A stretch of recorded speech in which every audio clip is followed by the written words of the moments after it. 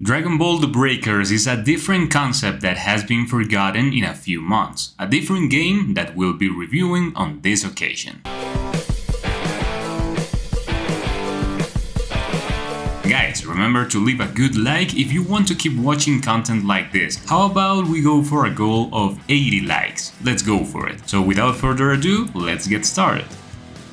Dragon Ball The Breakers is a game that is experienced from two different ways, being a survivor or a raider. It's a multiplayer mode with up to 7 players who face a single raider. Obviously, the 7 surviving players will be common and ordinary beings, and the player who has to be the raider can use one of the most iconic villains of the Dragon Ball Z sagas. A total of only 3 raiders at launch, but then they introduced a lot more with the season passes. Let's see the survivor mode, which will be the one you will have to become most familiar with. The objective is basically that you drop on a map with the other players and you'll have to loot constantly to find special keys, which once all activated on the map will open a possibility to activate the Super Time Machine. This not only helps them escape from the ruthless enemy that stalks them, but will reset the entire time flow so that everything returns to normal, because this entire game is supposed to be settled on temporal disorders. Wow, where have I seen that before? All of this has to be done while avoiding the raider from finding you, because if that happens, you'll be knocked down. If the enemy ends up finishing you off before a teammate revives you, it will be game over for you. You are not completely defenseless though.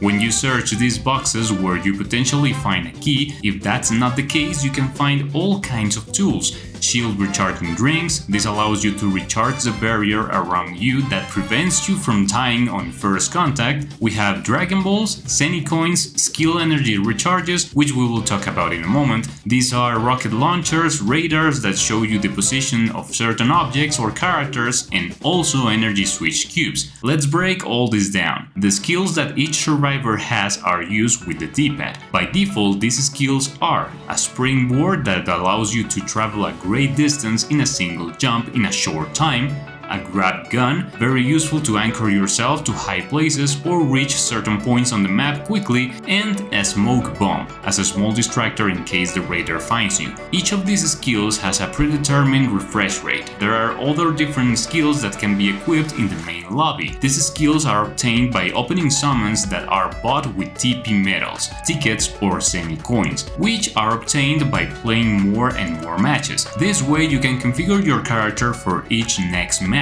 We also have the special summoning powers. You can embody some of the most iconic fighters of Dragon Ball for a very short period of time and attack the raider with their signature techniques. You can do this by collecting the orange energy cubes. There are 3 different levels depending on how much energy you collect. The higher the level, the longer the transformation will last and the more powerful your transformation attacks will be. It's important to note that here the union makes the strength, and if more than one player performs a certain action that involves a load bar, placing a key, turning on the time machine, reviving an ally, this will be done faster. Dragon Balls can also be obtained more easily by finding and rescuing some hidden survivors NPCs, making them return to their timeline or home, and also they leave us supplies. On many occasions, it's a Dragon Ball. Why can't we teleport our survivor at will without any problem when we spend the entire game looking for a way to do it ourselves? I wouldn't know how to answer that. When the 7 Dragon Balls are gathered, the selected player will be able to make a wish, such as having more skills, important items, etc. There are other ways to win, like leveling up enough so that our summoning skills surpass the raider's power. Together, the entire team can eradicate the threat and emerge victorious. But the most suffering option of all would be to call a provisional time machine to escape, leaving the disaster behind, but at least not letting it kill us. This would be the escape that is chosen in the game when there are already too many factors against us, like the disappearance of many keys, thanks to the destruction of certain areas by a powerful raider attack. You can use different characters like Oolong or Bulma who are unique to perform certain skills. Now we move on to the raider, which is the moment in which the game makes the player feel the most like a literal god. You can move freely around the field by flying, attack at will without any energy limit. You have a lot of health and resistance in case of receiving damage, and all of these villains are the most unique characters in the entire game, with special animations every time they eliminate players, leveling up by transforming and doing special techniques. For example, Boo turns other players into candies and eats them, while Cell absorbs them with his tail. There's a lot of things to see with each raider. I think it's the aspect that is most worth it when it comes to repeating matches. Although, honestly, out of every 20 games played, I only had to be the raider once, so it's not very profitable to spend 3 hours a day playing so that you probably never have to be the raider. I felt something similar with Among Us back in the day.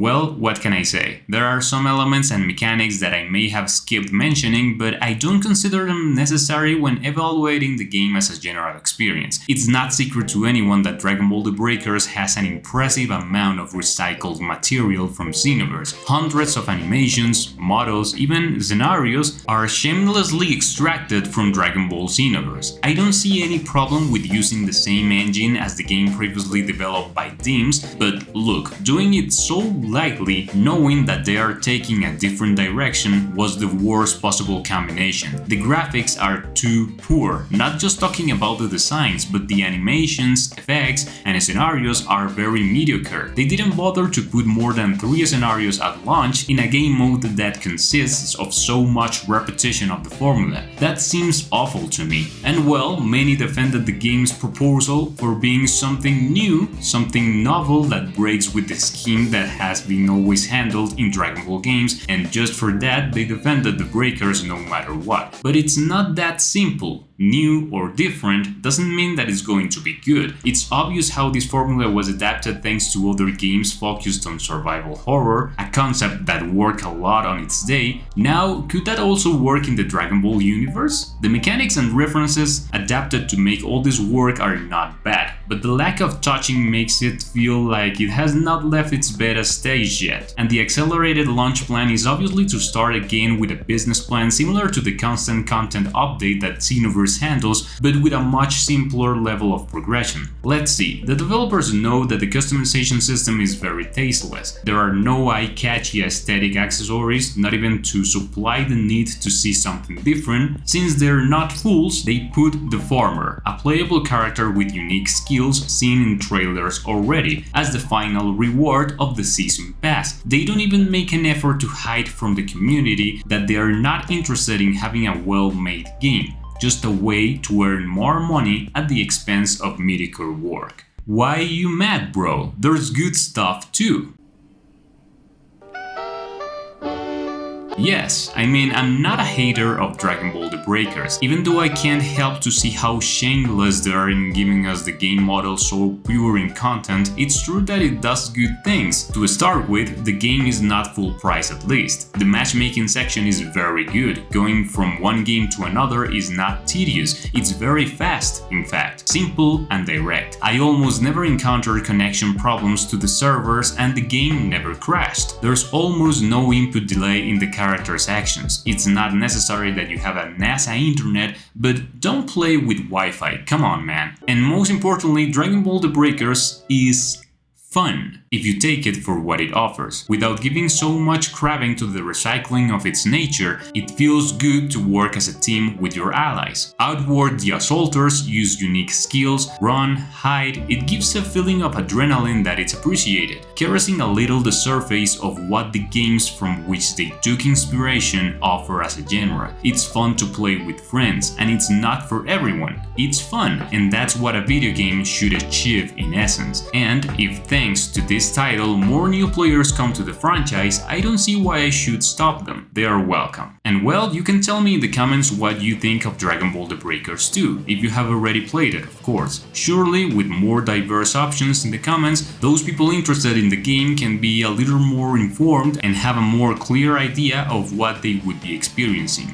I know the video was not as long as many would like it, but the game doesn't offer much depth, you know? Besides, if someone really wants to try it out, they are entirely in the right to do it, so without me showing them everything this title has to offer. Guys, that was all for today, and I'll be watching you in the next video. Take care, and see ya.